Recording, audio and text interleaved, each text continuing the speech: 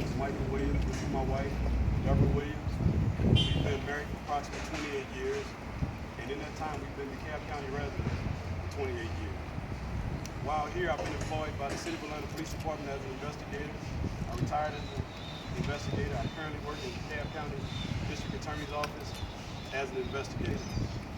Excuse me. I've been in law enforcement a long time.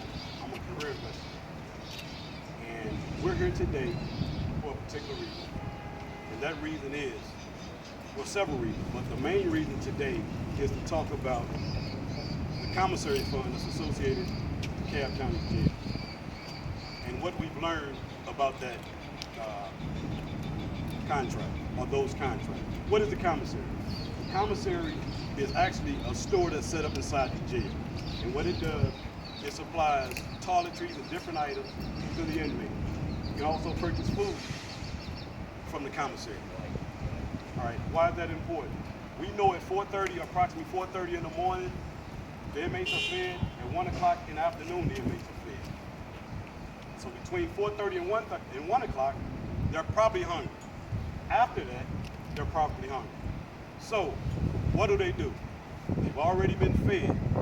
They have to spend a lot of money at the commissary. Where did that money come from? It's not in their pockets. We know that. They have to get that money from grandma, mom, sister, auntie, girlfriend, dad, somebody outside. They have to take that money and put it on the books. And so when they do that, at 1 o'clock, I know if I eat at 1 o'clock, at 6 o'clock I'm hungry. I have to spend money. We know that this is going on inside of the jail. A lot of money is being spent in the commissary inside the jail. These are private contracts. Private contracts. So as we started out on this journey to run for this office of sheriff, we started out, I asked my team, I said, let's look at the operational side of the jail. And we were able to get copies of 2011, 2012, 2013, 2014 internal audit from DeKalb County. And when we went through the audit, and you guys have copies of it, they're very specific. They're very detailed. They list every deficiency that's associated with the jail. And every recommendation that's corrected is also listed. But however, when you get to the commissary, it's very vague. It's like a cut and paste. There are no numbers that are associated with it. This is what the DeKalb auditors see. So what happened? Well, that was a question that we asked. So we start looking a little bit further. Why is it that the county audit division can audit everything inside the jail? Where's the money? And they can't find it. Where's the paperwork? They can't find it. Where's the money? Where is it going? They don't have access to it. So what happened? The sheriff's office hired another outside company or agency to conduct that audit. And when they conducted that audit, hey, whatever number they got it from, it wasn't the numbers that the county had access to. These are numbers that they got, that they may have created. We don't know, because there's no transparency with those numbers. There's no accountability with those numbers. And after this outside agency finished conducting their audit, they turned it over to the DeKalb County Sheriff's Office. The DeKalb County Sheriff's Office turns it over to the DeKalb County Audit Division. And then they plug those numbers in. Where's the accountability at? Where's the accountability at?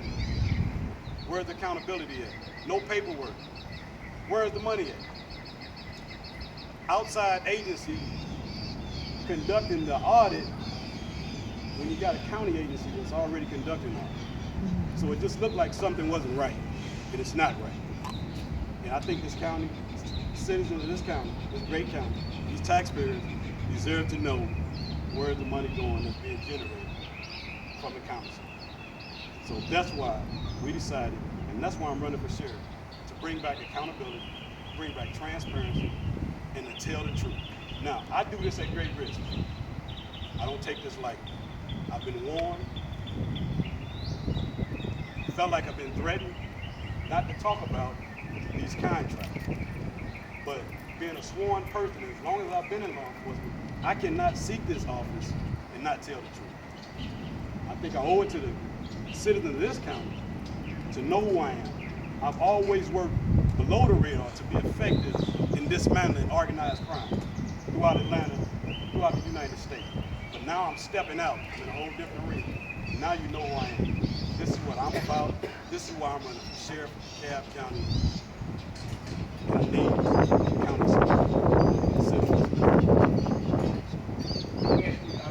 You're currently an investigator with the sheriff's office? Yes, sir. With the DeKalb County District Attorney's Office. Okay, so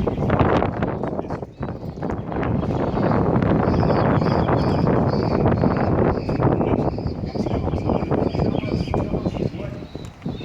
what information came through that gave you the impression that you've been warned not to talk about this?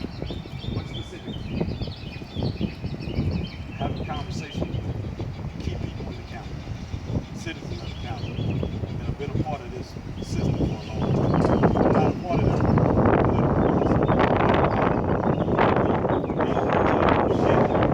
political names of certain people, and we've been asked and told not to talk about certain things.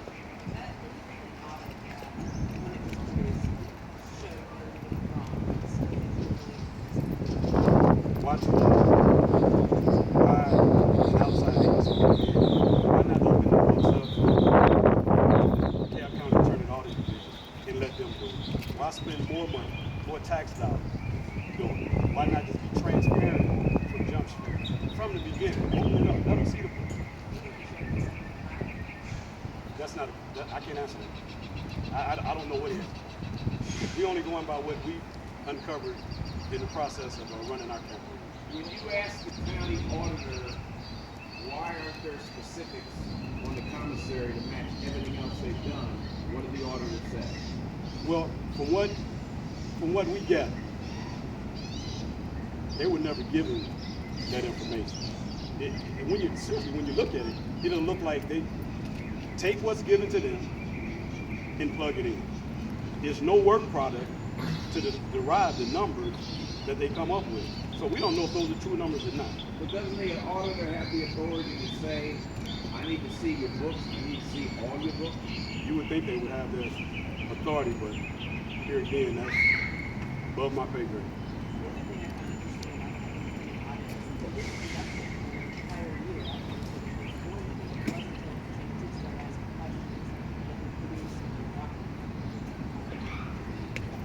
Well, I think that goes to what we're saying.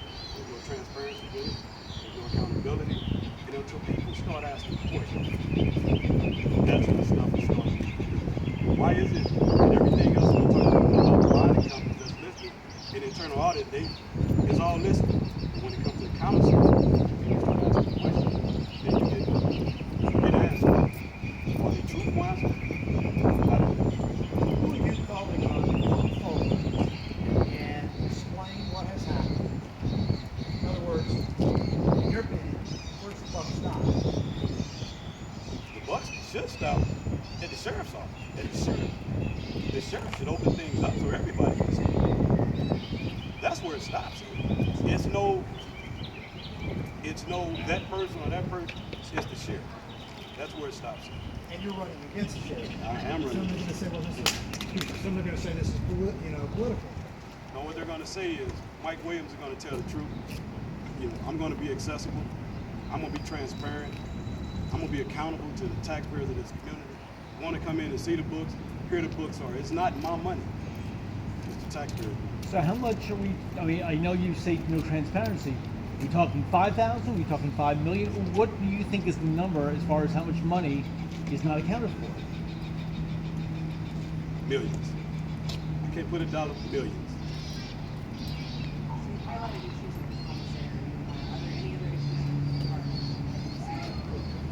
Well, we've seen plenty of issues inside the department, but going forward, we'll be talking about a lot of issues we've actually uncovered during our campaign, just doing our opposition research. I think the public will be not this particular time. Did you come to learn about this information through your professional work in the DA's office or separately? Separate. How did you find out about it? I'm glad you asked that question.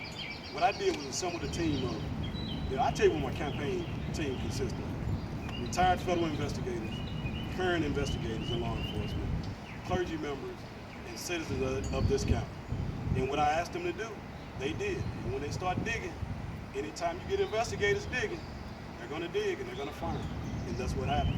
So it was separate, had nothing to do with me working in the DA's office, because I can assure you, anybody that works in that great office, and I know a lot of great people that work in that office, they do a great job every day, but handle a great caseload every day. You don't have time to do anything but handle your caseload. You can't do it. Nor would I compromise myself by doing something I shouldn't be doing. Do you have any knowledge of law enforcement investigating this? Repeat that. Is any law enforcement investigating this? I'm sure after the days you may have some law enforcement.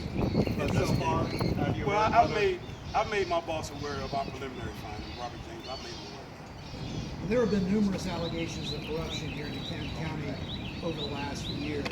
What does this say to you about the current state of DeKalb County? I say, and it has been. What I say is this right here. I think we're at that point, we've bottomed out, nowhere else to go but up.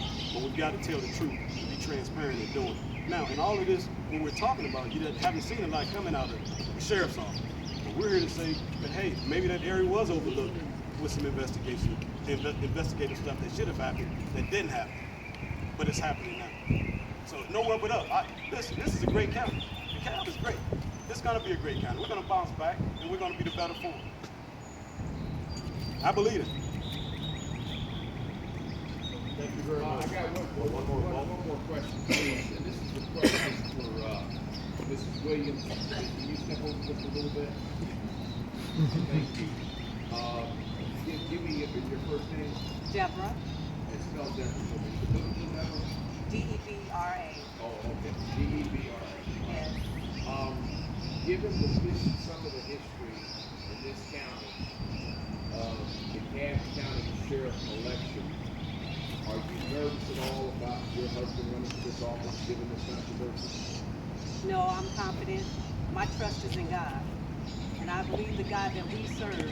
Michael has been in this field since we were in college, up to now. He's been on the streets. He's been in numerous situations. And God has kept us. So my faith in God is trusting Him to get us through this process and to continue with us. And He's been faithful. He says he feels like he's been threatened, not to talk. I understand that. But we as a family, we're here to support him. We're here to encourage him. And we're here to build him up. So even in the face of fear, there may be times when things will come our way, but our foundation and our strength comes from the Lord our God. Amen. And that's who we stand with, and that's who we stand for. Amen. Thank you all Amen. very much. That's all I appreciate it. Thank you. Thank you. Thank you.